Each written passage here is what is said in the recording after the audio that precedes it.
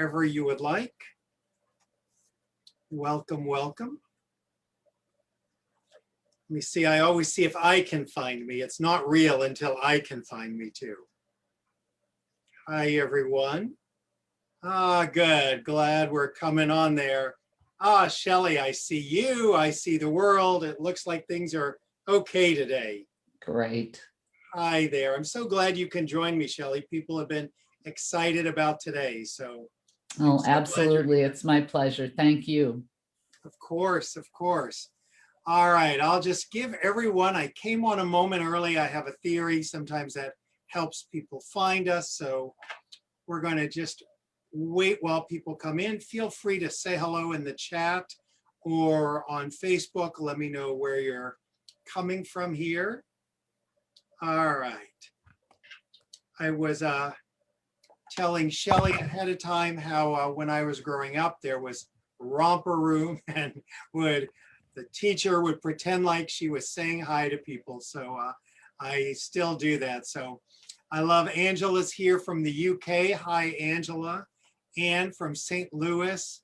Hi, Jennifer. Glad to see you all. See, I'm telling you, Shelly, it's a lot like romper room. All right, let's see. Oh, there's someone all the way from North Hollywood, California, Shelly. Oh, great.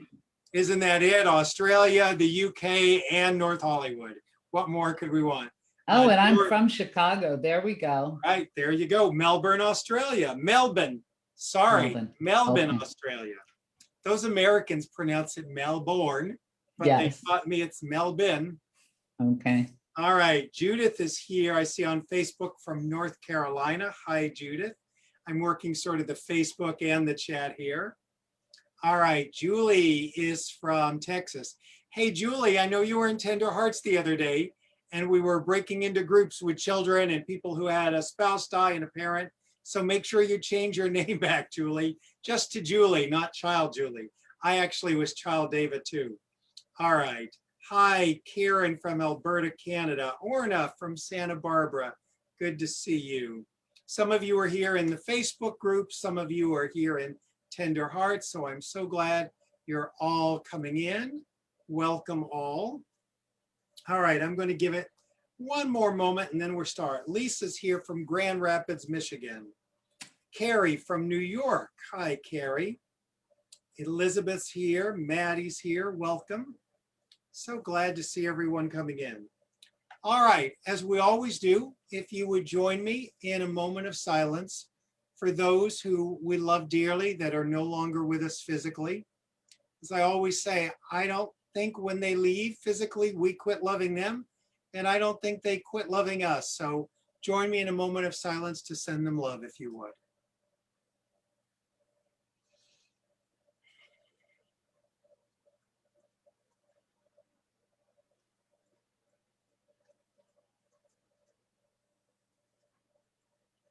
Thank you all so much.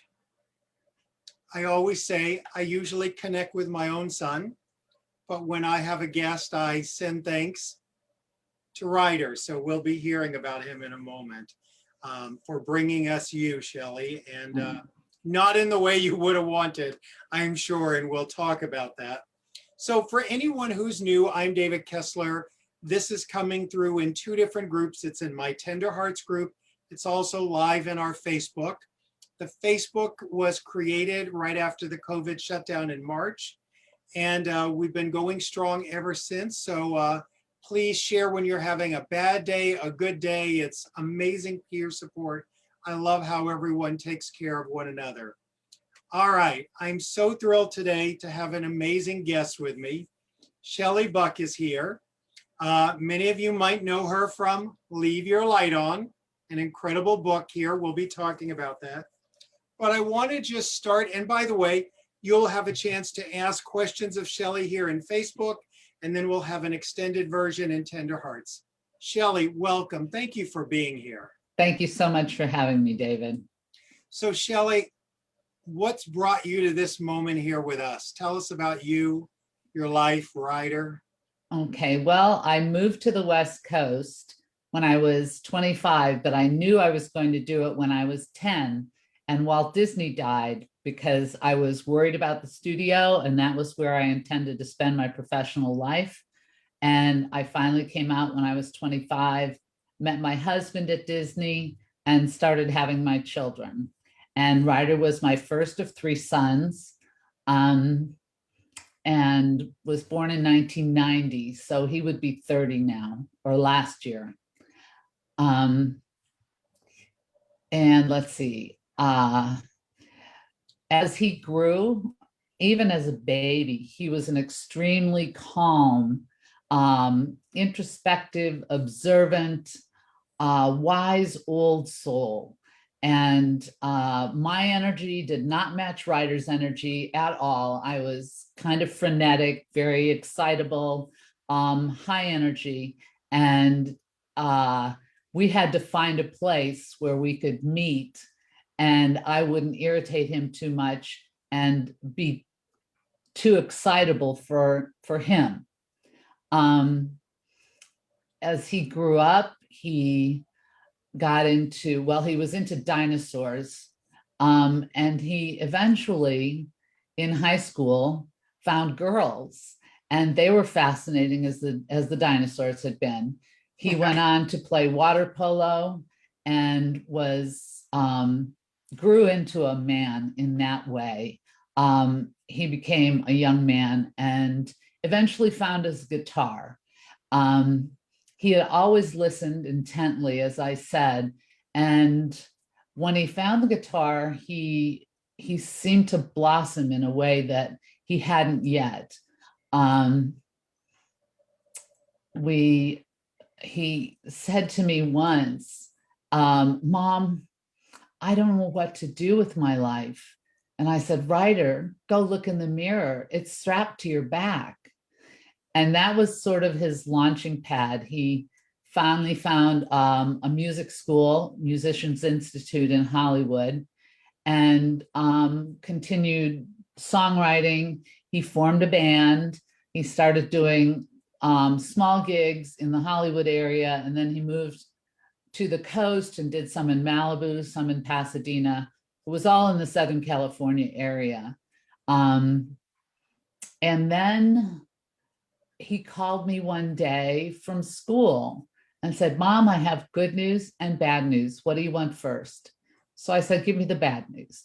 He said, I have cancer. And I said, wait, what? I need to talk to the doctor. Well, Ryder had to give me permission because he was 22 at the time. So full-grown young man and in charge of his own life. And it took me all day to get him to send permission, written permission to the doctor via fax. And I finally got to talk to the doctor and he said, yes, we'll do surgery. I have a surgeon for you. It should be as soon as possible. It was testicular cancer, which generally has a pretty good prognosis. And that's what we found with his oncologist.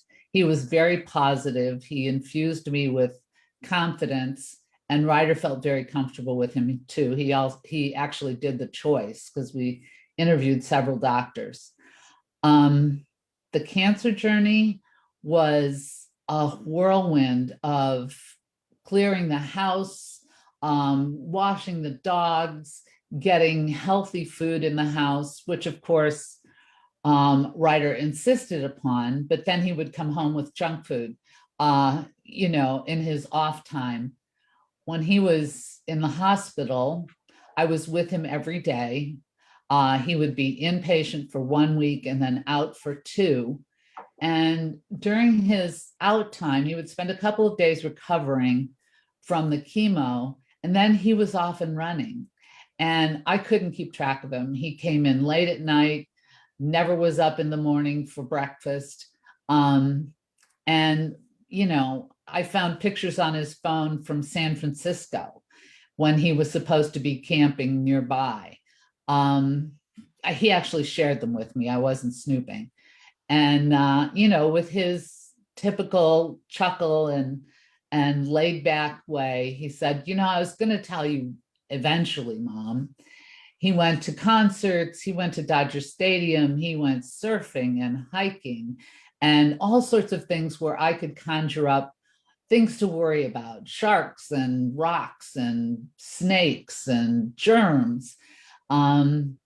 So I never really got any peace, except for when we were in the hospital together and I knew that he was safe. That was not an easy road. And it took us through 9 months of treatment. And he was declared clear in May of 2013, just before he turned 23. And he went throughout his cancer treatment. He would do gigs. He performed with his band whenever he could, even after, he lost his hair. And so we have pictures of him performing then with his sweet bald head. And that summer, after he was cleared, he wanted to go to Bali with a class from a local college and study music. Now, this was hard for me. I mean, I just wanted to have him around and healthy. And he wanted to get away from the cancer house and the cancer mom and all things related to his recent past. So, valuing travel the way I do, I know it's the greatest teacher. So we decided together that he should go ahead and go. Now, much of this time, my husband was extremely busy, and on Frozen, he was co-directing that movie. And so though he was involved in these decisions, it was mostly Ryder and I who came up with the plan. So Ryder left for the month of July and spent the time learning music, immersing himself in the culture and the belief system. He was an avid reader, and he read about, Native American culture, Buddhists. Of course, he was raised Christian. Not of course, but he was. And a few months after he came back, we were still celebrating and so happy, and his hair was coming in, and he finally met the band of his dreams and actually went backstage. He got to speak at their concert, told his story to a crowd of thousands, and got a pass backstage where he connected with all of the band members in the way he always did, which was very personally. As I said, he was a great listener, and whenever he was with you, he made you feel like you were the only person on earth. So he made friends of the band members, and 1 week later, his car broke down on the side of the freeway, and he was walking home through a dense fog in the middle of the night and was hit by 2 cars. And I didn't find out until the next morning. Well, it was morning when he was hit. It was about 5:30. And the CHP came to my door at about 8. Now, my husband was in New York, and my second son, Woody, was in London and studying there. And I only had my 16-year-old at home with me. So we went to the hospital. The doctor went through all the ways Ryder was broken. And I thought, well, we can fix that. We've been through cancer. Everything's going to be okay. And he dropped the bomb that Ryder wasn't coming back. And I went into a spin. Didn't think I would survive it. Didn't really want to survive it. But then I looked at my other 2 boys and I realized, I still had a reason to live. That started my long journey through grief. And I had been writing a journal, an online journal, since the day he was diagnosed, which I'd shared with, close friends and family. And that became the premise for my book. I had several people tell me, you really have to write a book, Shelley. This is really good. And I said, yeah, I put it on the back burner during his treatment and so on. But then I got a message from Ryder through a friend who's very connected to the other side. And he said, Mom, write my story. Don't be afraid in any way. I'll be there to help. Now, this was, I couldn't deny it. I was getting messages from him that were full of Ryderisms. And so, being very hungry for contact with him, I bought it and ran with it.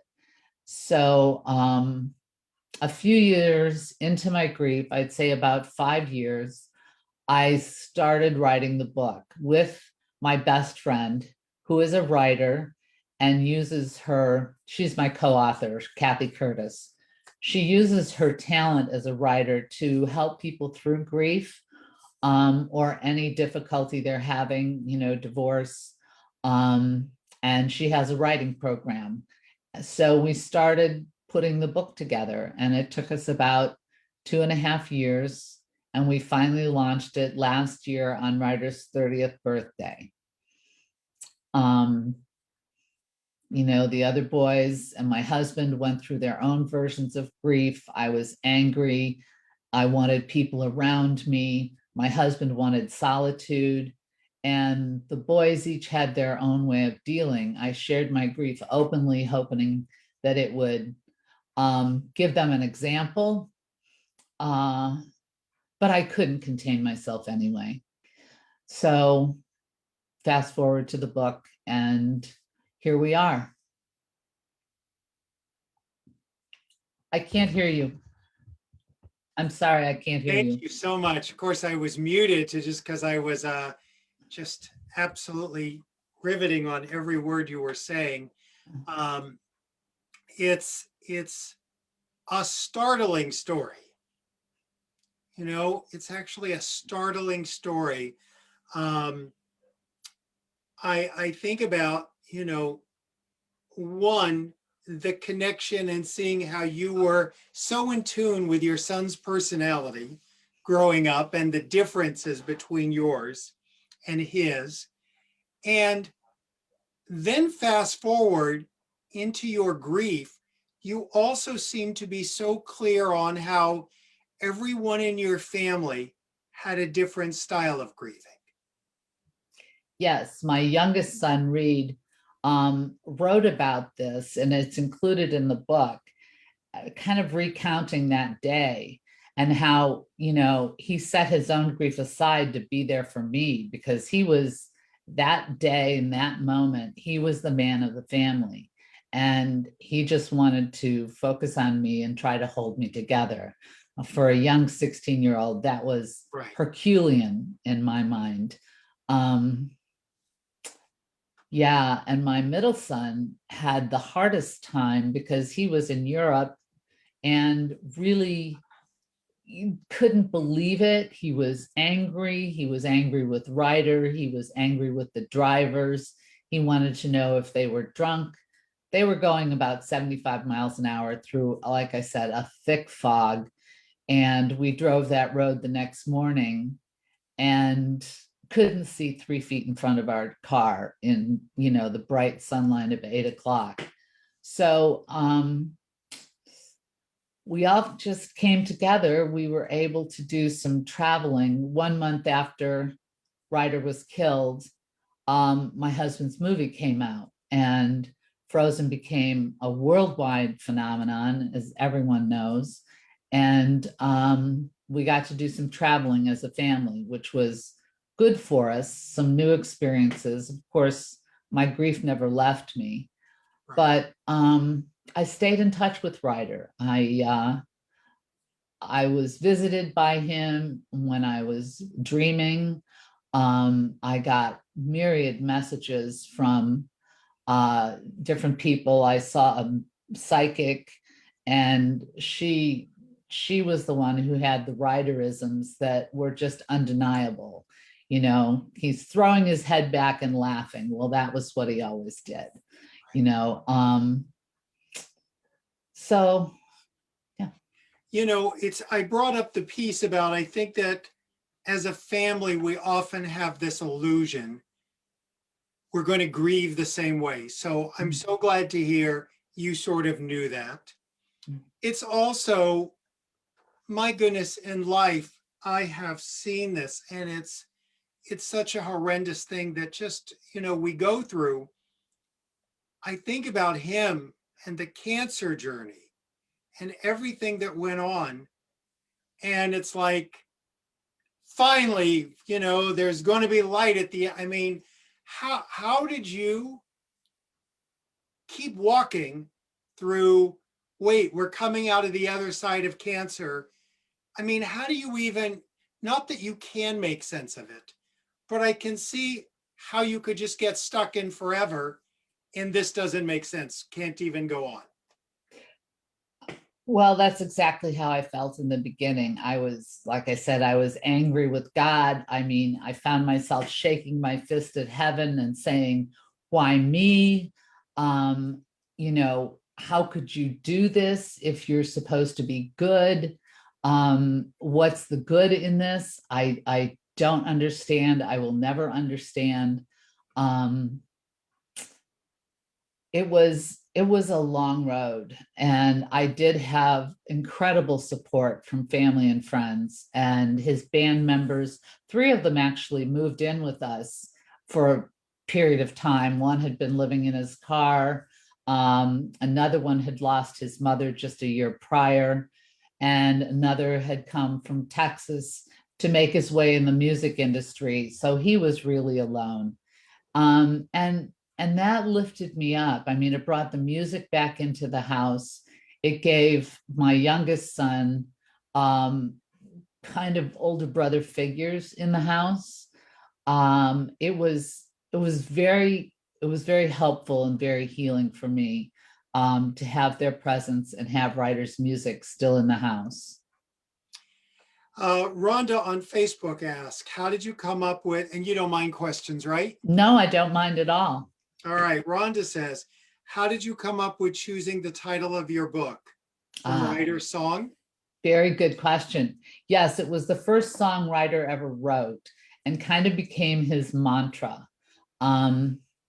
He also wanted to spread the love, and he finished all of his gigs, not with one of his own songs, but with Bob Marley's song. It's escaping me now. One Love. Right. One Love. And that was Ryder's message to his audience. But we chose Leave Your Light On because that was the first song he ever wrote. And because it's the theme of the book, it really makes sense. Right. You talked about that connection after life. I shared in the book that I wrote about my son and finding meaning and all that, about how psychology used to have this idea long ago that the relationships end at death. And thank goodness they've come around. Mm-hmm. And we've come around to no, a connection with your loved one after death is healthy. Mm-hmm. And however that plays out for people, it's just talking, feeling, whatever it may be. Have you always been that way? Have you always been in tune? Was that something that came up because of this? Well, Ryder and I were always flip sides of the same coin and very psychically connected. One of us would pick up the phone and the other one was on the other end of the line. It was just serendipitous the way that happened throughout his life. I did have help. I had a friend who, very connected to the other side, received messages in her sleep and would wake up and see it like a fax and transcribe it on her computer, then go back to bed and send it to me in the morning. I got poems from Ryder. We got letters from him. One of them we even turned into a song. One of his bandmates wrote the music for it, and it's in the book. So that was a posthumous song. Wow. And did I hear you correctly? Did Frozen come out after the death? 1 month exactly after his death. So it's a weird thing that's often happened in my life. It happens to other people. How do you deal with the worst moments of your life with amazing outer moments happening? Well, it was pretty schizophrenic. And I sat out the first party, the wrap party. I couldn't go. It was too soon. But then Oscar season came and all of the accolades came in. And my husband had it the worst because he had to be at all of these events. He had to be doing press, and people would lead with, "No, I'm so sorry," and then congratulations in the same breath. Right. So I compartmentalized my feelings and was there for him in the jubilant moments, and did my grieving privately or with my close friends and family. I just think about there's that irony, and it plays out. For you, it was the movie Frozen. For someone else, there's a wedding they have to go forward with and other things. But I just can't imagine the high and the low of your son's death, which has to be the worst, and Oscars and movies Frozen and Let It Go. And you're like, wait a minute, really? Is this like, it had to be on some level a Twilight Zone you must have felt. It was surreal. It absolutely was surreal. I mean, I have pictures of myself all decked out for the Oscars, smiling. And I think, wow, how did I do that? But we did, and then we traveled. We did some world travel, and Disney was kind enough to keep us together as a family at that time. So we got to travel together. And yeah, and I also just think about how the saying goes, everyone has a struggle going on you know nothing about. And I am sure there were people who looked at you that didn't know the story and were like, Frozen, success, movies, they've got it made, and no clue. Right. Well, Chris did thank his guardian angel when he accepted his Oscar. So that one made the papers, and then everyone knew Ryder's story. Right. So what have you learned most? And by the way, the book, let me just make sure I show it to everyone, is Leave Your Light On. Just an amazing book. We'll talk more about that in a moment. But was there anything that surprised you in your grief journey and then surprised you in writing the book? Well, in my journey, I started immediately watching Ryder's videos of his performances. Nobody else could tolerate it. I listened to, his music on the video. We videotaped the band after he passed, and there were orbs of light floating through the screen. There had been no disco balls, no moving lights in the place, but there was Ryder. And what was the rest of your question? I'm sorry. Was there a surprise in writing the book? Oh, well, yes. I felt very connected to Ryder on a daily basis. Kathy and I spoke every day, maybe several times a day. The hardest part of writing the book was what we had to leave out. And there are myriad stories that just didn't make it to the pages, just for the flow of the book. But writing it was very cathartic. The writing process was extremely helpful in my grief. And I was surprised at the lightness I started to feel as we were putting it together. how does Ryder live in the world and in you today? Mm. Well, he's touched so many people so deeply. I get messages from past girlfriends saying, I finally found a guy who measures up to Ryder. And, I had to let the one go that didn't measure up, and in order to find this one. His bandmate who moved here from Texas was so moved and so talented that he went on to have a big career in music. I see in his friends, we didn't know most of Ryder until he passed. And at the service, where we expected about 300 people, 1,200 showed up. All of these people moved in one way or another by Ryder and his light. And we had cards out at the service where people could write down a memory of Ryder, and we collected those, and many of them made it into the book. Lisa writes, what is the most difficult part of the death of your child for you? Feeling like I was never going to see him again, which has not gone away, because that's the fact.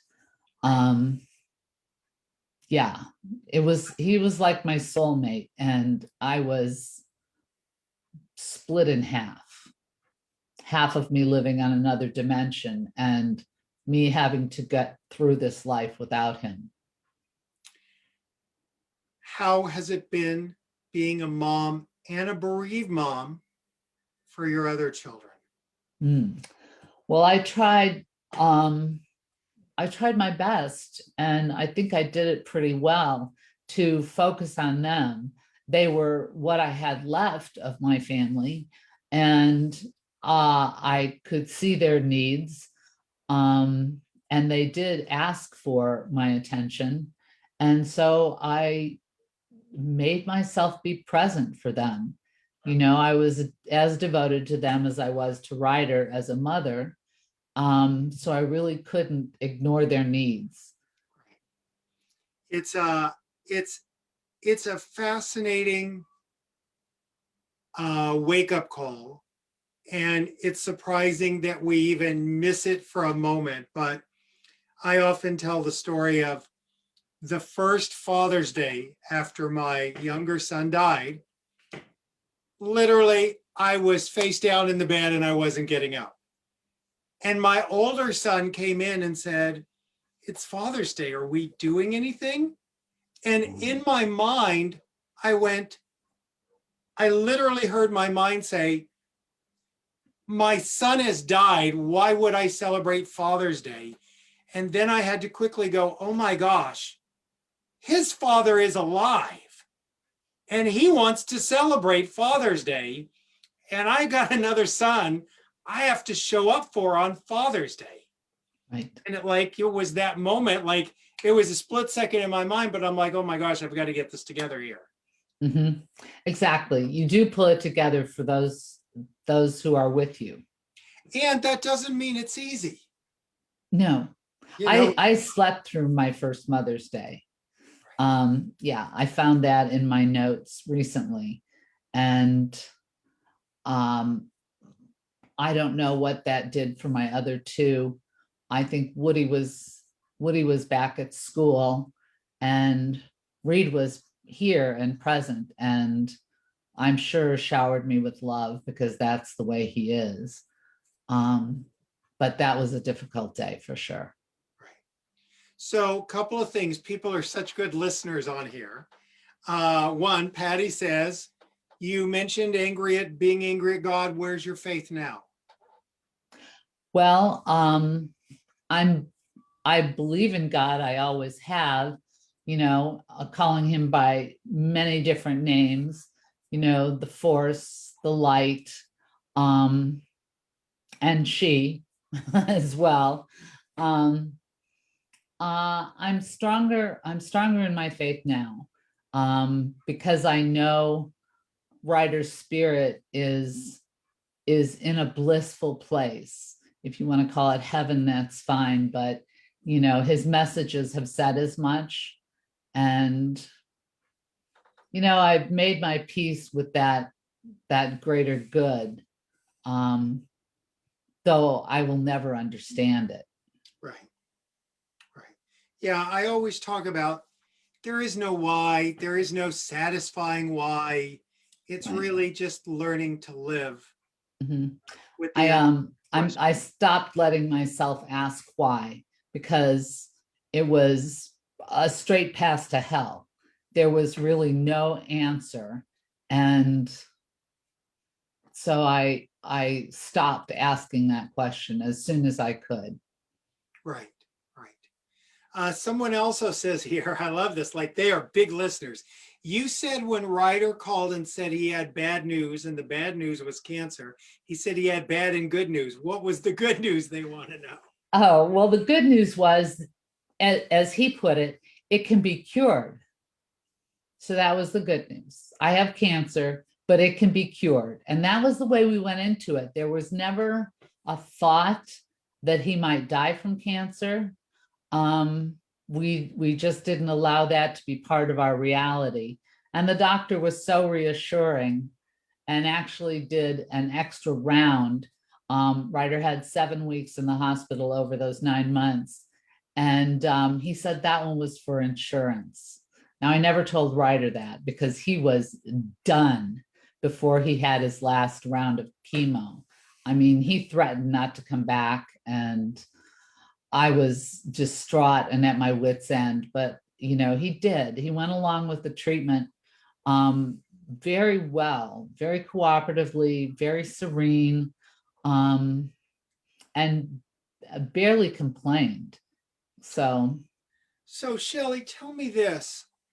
I work with so many people, and a lot of my work is helping people getting unstuck because they can get stuck in grief in a certain place. You know, we don't ever get over grief. We learn to live with it. There's no timeline. And